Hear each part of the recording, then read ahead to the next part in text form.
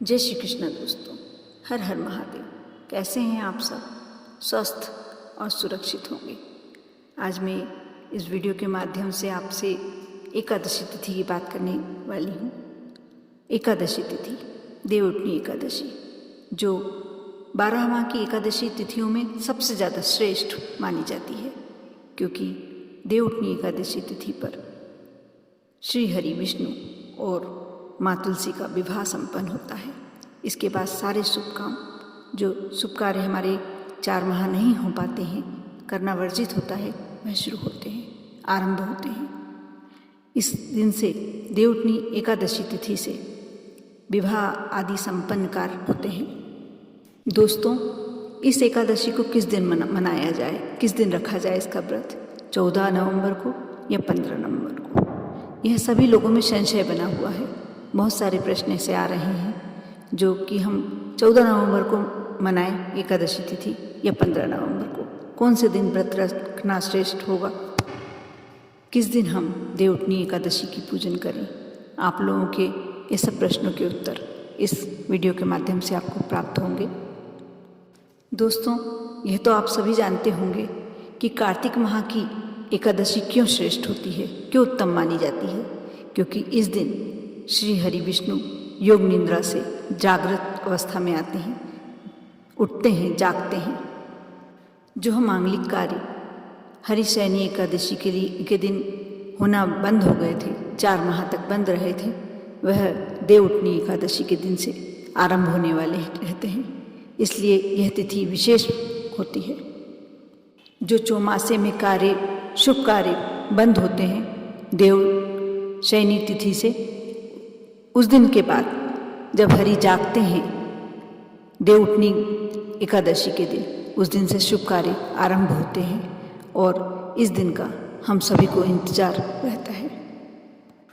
जैसे साधारण सी बात है, हम अपने परिवार से ही इसको लेकर समझ सकते हैं कि यदि हमारे घर का परिवार का कोई एक सदस्य, और वह भी मुखिया, मुख्य सदस्य कहीं चला जाए तो हम कोई भी कार्य उसकी अनुपस्थिति में नहीं कर सकते हैं। वैसे ही इस देवउठनी एकादशी का होता है, जब हमारे श्री हरि विष्णु भगवान निद्रा में लीन होते हैं, योग निद्रा में लीन होते हैं, तो हम कोई भी शुभ कार्य नहीं करते हैं। और जैसे ही देवउठनी एकादशी के दिन वह जागृत अवस्था में आते हैं, उस दिन से सारे शुभ कार्य शुरू हो जाते हैं, आरंभ हो जाते हैं। आज सभी जगह गोपाष्टमी की धूमधाम है, सभी जगह यह उत्साह के साथ ये पर्व मनाया जा रहा है। मथुरा वृंदावन में इसकी बहुत बड़ी धूम होती है। बड़े चाव से गाय बछड़े का पूजन किया जाता है, श्री कृष्ण जी का पूजन किया जाता है। गौ को सुबह से स्नान करा के गौ बछड़े को और उन्हें हरा चारा खिलाया जाता है, उनकी पूजन की जाती है। आज सभी को, आप सभी को गोपाष्टमी की बहुत बहुत शुभकामनाएं। 12 माह की एकादशियों में 2 एकादशी तिथियां इतनी श्रेष्ठ होती है। एक भीमसेनी एकादशी होती है और एक देवउठनी 11, देवउठनी एकादशी। ये 2 तिथियां इतनी श्रेष्ठ होती हैं, कई लोग करते हैं, पूरी 12 माह की एकादशी का व्रत करते हैं, यदि नहीं रख पाते, क्योंकि कुछ ऐसे नियम होते हैं जो हम नहीं रख पाते हैं, तो इन 2 का भी यदि आप व्रत कर लेते हैं तो ये बहुत श्रेष्ठ होता है। पूरा फल आपको 12 माह की एकादशियों के व्रत का फल आपको मिल जाता है, पूर्ण फल प्राप्त होता है।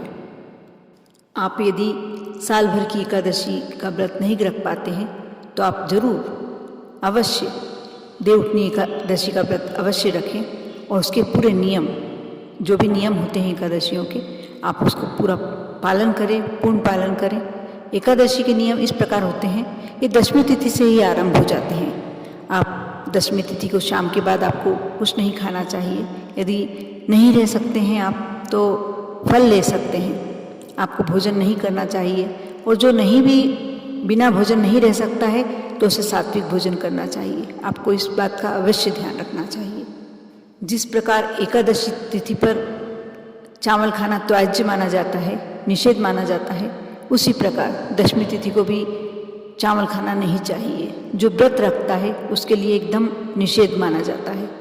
और सूर्यास्त से पूर्व आप भोजन कर लें। यदि शाम को आप भोजन करना चाहते हैं तो आप सूर्यास्त से पूर्व अवश्य भोजन कर लें। साथ ही ब्रह्मचर्य का पालन आपको 3 रात्रियों का तो करना ही होगा, क्योंकि दशमी तिथि से ही एकादशी के नियम शुरू हो जाते हैं। तो आप इस बात का विशेष ध्यान रखें। आप अपने भोजन में दशमी तिथि को भी प्याज लहसुन वगैरह या कुछ तामसिक भोजन ना ग्रहण करें। आपको दशमी तिथि को मूंग, मसूर, साथ ही मूली का भी सेवन नहीं करना चाहिए। इसको भी त्याज ही माना गया है। वैसे तो मूली इसी मौसम में आती है, इसलिए इसी के लिए ये विशेष नियम होता है। आप दशमी तिथि को कुछ नहीं करना, बस आप भोजन में थोड़ा सात्विकता रखें, ब्रह्मचर्य का पालन करें। आप एकादशी के दिन सुबह ब्रह्म मुहूर्त में उठें, अपने घर की पूरी साफ सफाई करें और उसके बाद आप स्नान वगैरह से निवृत्त होने के बाद आप महालक्ष्मी और श्री हरि की पूजन करें। तुलसा माँ को नज़दीक रखें, समीप रखें। यदि आपके पास छोटे से गमले में हो तो आप अपने मंदिर के पास रख सकते हैं और पूजन करें। देवउठनी एकादशी के दिन भगवान विष्णु, श्री हरि और माँ तुलसी का विवाह संपन्न हुआ था। शाम के समय आपको ये कार्य अवश्य करना चाहिए, पूजन करके। और जिस भी तरीके से आप थोड़ा बहुत कर सकते हैं, या यदि आप पूरी व्यवस्था से विधि विधान से करते हैं तो बहुत ही अच्छी बात है, सर्वश्रेष्ठ कार्य हो जाता है। लेकिन आप थोड़े से रूप में भी कर सकते हैं। शालिग्राम जी के रूप, जो श्री हरि का स्वयं शालिग्राम जी रूप में रहते हैं श्री हरि, आप उनको तुलसा जी के साथ बिठाकर और उनका विवाह संपन्न कराएं। जिसकी कन्या नहीं होती, जिसके यहाँ पुत्री नहीं होती, यदि वह शालिग्राम जी का विवाह तुलसा माँ के साथ कराता है, कन्यादान लेता है, तो उसे वही फल प्राप्त होता है जो यदि आपके यहाँ बेटी का विवाह करने के बाद आपको कन्यादान का फल मिलता है। वही फल आप तुलसी माँ का शालिग्राम जी के साथ विवाह करवाते हैं, संपन्न कराते हैं, तो आपको जो फल प्राप्त होता है वह एक बेटी का कन्यादान करने का फल मिलता है। आप विवाह संपन्न करवाने के बाद और तुलसा मंदिर में दान भी कर सकते हैं। तुलसी का जो पौधा छोटा सा ले लें, आप एक गमले में, सुंदर से गमले में लगाकर वो किसी मंदिर में दान करते हैं तो आपको पूर्ण कन्यादान का फल प्राप्त होता है। आप दोस्तों, अब हम बात करते हैं जो इस एकादशी के दिन विशेष कार्य होता है, श्री हरि विष्णु को जगाने का। इस दिन श्री हरि विष्णु जागते हैं। कहते हैं कि आंवले के वृक्ष के पत्तों पर इस दिन उनका वास होता है। इसलिए अवश्य आप श्री हरि विष्णु को, जैसा भी आपके यहाँ पूजन करते हैं, आप पूरे विधि विधान से अवश्य पूजन करें उनका। श्री हरि को जिस विधि से आपके यहाँ जगाते हैं वह पूरी विधि अपनाएं जो आपके घर होता है। सबके यहाँ पूजन पाठ का विधि विधान अलग अलग होता है, इसलिए मैं अपनी पूजन की बात नहीं करूँगी कि आपको कैसे करना चाहिए। ये सब अपने यहाँ के विधि विधान से ही होना चाहिए, अपने यहाँ के रीति रिवाजों से ही होना चाहिए। आप जब विष्णु जी को जगा चुके हों, जो आपके यहाँ रीति रिवाज से जगाते हैं वैसा आप जगा चुके हों, उसके बाद आप गंगा जल से उनका स्नान कराएं। पान के पत्ते से उन पर गंगा जल छिड़कें। यदि आपके यहाँ शालिग्राम जी का रूप है या लड्डू गोपाल का रूप है तो आप उस पर कार्य कर सकते हैं, अवश्य करना ही चाहिए। उनका पंचामृत से अभिषेक करें और बाद में उनकी आरती करें, उनको नैवेद्य चढ़ाएं, नैवेद्य समर्पित करें, धूप दीप लगाएं। ये सारे कार्य आप करें। आप आम के पत्तों से उस जगह को पूरा अच्छे से सजाएं। उसके बाद पीला जनेऊ अवश्य समर्पित करें।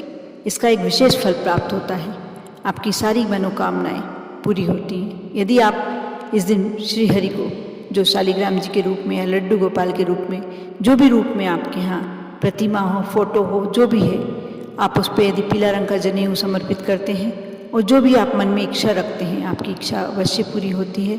साथ ही आपको लक्ष्मी जी की पूर्ण प्राप्ति होती है। दोस्तों, अब हम बात करने जा रहे हैं कि एकादशी किस दिन पड़ रही है। एकादशी रविवार की मनाई जा रही है, क्योंकि एकादशी आ रही है 14 नवंबर को सुबह 5:40 पर आ रही है और 15 नवंबर को 6:40 सुबह समाप्त हो जाएगी। इसलिए इसको मनाना श्रेष्ठ 14 नवंबर को ही रहेगा। इस दिन रविवार का दिन है और रविवार के दिन विधान है कि हम तुलसा जी को ना जल चढ़ाएं और साथ ही उन्हें हाथ भी नहीं लगाना चाहिए, छूना नहीं चाहिए, उनके दल नहीं तोड़ना। तो तुलसी दल तोड़ना निषेध माना गया है। तो आप कहेंगे कैसे करें पूजन? आप दूर से ही उनको बिना छुए पूजन कर सकते हैं। आप उन्हें जल समर्पित नहीं करेंगे क्योंकि रविवार का दिन और एकादशी का दिन, दोनों दिन उन्हें जल समर्पित नहीं किया जाता है और रविवार के दिन भी उन्हें छूना निषेध माना गया है। इसलिए आप दूर से ही उन्हें उनका विवाह संपन्न करा सकते हैं और पास में उनके जो सुगंधित वस्तुएं, आप धूप दीप जो भी रखना चाहें कर सकते हैं। बस इतना अवश्य ध्यान रखें कि आप उस दिन उन्हें छुए ना। उन्हें एकादशी का व्रत भी दोस्तों 14 नवंबर को ही रखा जाना श्रेष्ठ है। जो गृहस्थ जीवन में रहते हैं उनके लिए 14 नवंबर को व्रत करना उचित रहेगा और जो साधु या वैष्णव धर्म को पालन करते हैं उन्हें 15 नवंबर सोमवार को एकादशी का व्रत रखना चाहिए। कहीं कहीं 14 नवंबर को एकादशी मानी जा रही है और कहीं कहीं 15 नवंबर को मनाई जा रही है। दोनों दिन ही श्रेष्ठ हैं, दोनों दिन में अपने अपने महत्व हैं। जो परिवार में रहते हैं, पारिवारिक जीवन जी रहे हैं, उनके लिए 14 नवंबर, और जो वैष्णव धर्म का पालन करते हैं या साधु सन्यासी या विधवा महिलाएं जो अपने मोक्ष के लिए व्रत करते हैं उन्हें 15 नवंबर को व्रत करना चाहिए। मैं आपको पारण मुहूर्त बता देती हूँ कि किस दिन पारण और कैसे होना चाहिए। 15 नवंबर को दोपहर 1:40 से 3:19 तक इसका पारण मुहूर्त है। ये पारण मुहूर्त उन लोगों के लिए है जो 14 नवंबर को व्रत रख रहे हैं। जो साधु सन्यासी हैं या जो विधवा महिलाएं व्रत कर रही हैं 15 नवंबर को, उनको एकादशी का पारणा द्वादशी तिथि को 6:44 से 8:01 तक कर सकते हैं सुबह। आप यह अवश्य ध्यान रखें, यदि आप पारिवारिक जीवन जी रहे हैं तो आपको व्रत 14 नवंबर को रखना चाहिए। दोस्तों, जितना एकादशी के व्रत का महत्व होता है, आप दशमी तिथि से इसका जो नियम लेते हैं उससे इसका ज़्यादा महत्व होता है। आप एकादशी के दिन उसके सारे नियम जो भी बताए गए हैं वह आपको अवश्य करना चाहिए। साथ ही इसका पारणा का बहुत ज़्यादा महत्व होता है। आप ये बात का विशेष ध्यान रखें कि क्या टाइम दिया गया है, किस समय पारणा करना है, उसी समय आपको पारणा करना अवश्य चाहिए, जिससे आपका व्रत पूरा सफल होता है, पूर्ण होता है। एकादशी का यह विशेष मुहूर्त पंडितों का और ज्योतिषियों द्वारा बताया गया है। आप अवश्य इस पर अमल कर सकते हैं। दोस्तों, अब मैं एक ऐसा उपाय बताने जा रही हूँ जो बिल्कुल साधारण सा है, लेकिन आपको अवश्य जो देव उठनी एकादशी होती है हमेशा करना चाहिए। इसी वर्ष नहीं, हर वर्ष करना चाहिए। बहुत साधारण सा उपाय है। इससे आपको आपके घर में सुख संपत्ति तो आएगी और आपकी सारी मनोकामनाएं पूर्ण हो जाएगी। आपको मोक्ष की प्राप्ति होगी और साथ ही अक्षय पुण्यों की प्राप्ति होगी। आप पहले दिन, एकादशी के पहले दिन आप मंजरी उतार लें, जो तुलसा जी के पौधे पर लगी होती है। मंजरी उतार कर रख लें और लाल धागे में 11 के दिन, आप एकादशी के दिन लाल कलावे में उस मंजरी को पुरोकर, और यदि संभव हो आप गिन सकते हैं तो 108 दानों की माला बनाएं और श्री हरि विष्णु, शालिग्राम जी या लड्डू गोपाल, जिनको भी, जो भी आपके घर में है, जो भी आपने रखी हुई है प्रतिमा, मूर्ति, फोटो, आप उस पर समर्पित करें। आप यदि ऐसा करते हैं, क्योंकि पूरा कार्तिक मास माँ तुलसा को समर्पित होता है, श्री हरि विष्णु को समर्पित होता है, और यदि आप पूरे कार्तिक मास विष्णु जी को या शालिग्राम जी को तुलसा जी समर्पित करते हैं, मंजरी समर्पित करते हैं, इसका बहुत ही उत्तम फल होता है। आपको मोक्ष की प्राप्ति होती है, अक्षय पुण्यों की प्राप्ति होती है, साथ ही माँ लक्ष्मी की कृपा, विशेष कृपा आप पर होती है। आप यदि एकादशी के दिन ये कार्य करते हैं, ये ध्यान रखें कि आप एकादशी के दिन यह मंजरियाँ ना निकालें, पहले दिन ही निकालना है आपको। लाल कलावे में प्रो लें और उसके बाद आप शालिग्राम जी या विष्णु जी को समर्पित करें। आप देखना आपका अलग ही इसका उत्साह आपके मन में आ जाएगा। आपको अक्षय पुण्य की प्राप्ति होगी।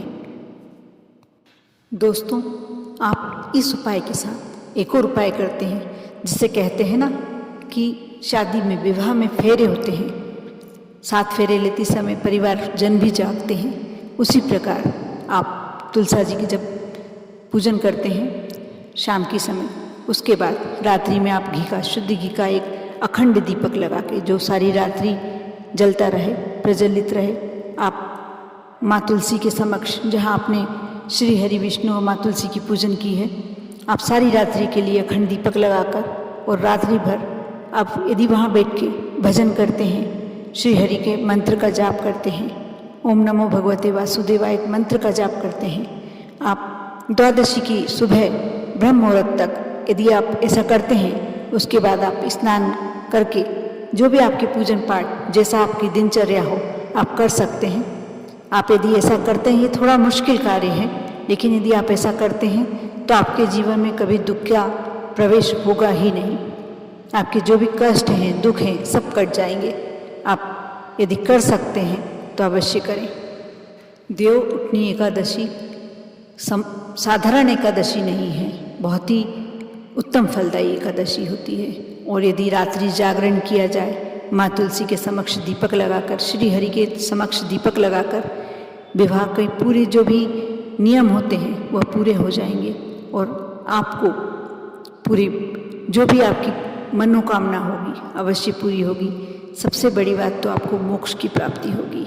आप अवश्य ऐसा कोशिश करें कि कर सकते हैं तो करें, और आप पर और आपके पूरे परिवार पर माँ लक्ष्मी की कृपा यूं ही बनी रहे। आपको देवउठनी एकादशी की बहुत बहुत शुभकामनाएं। ओम नमः शिवाय।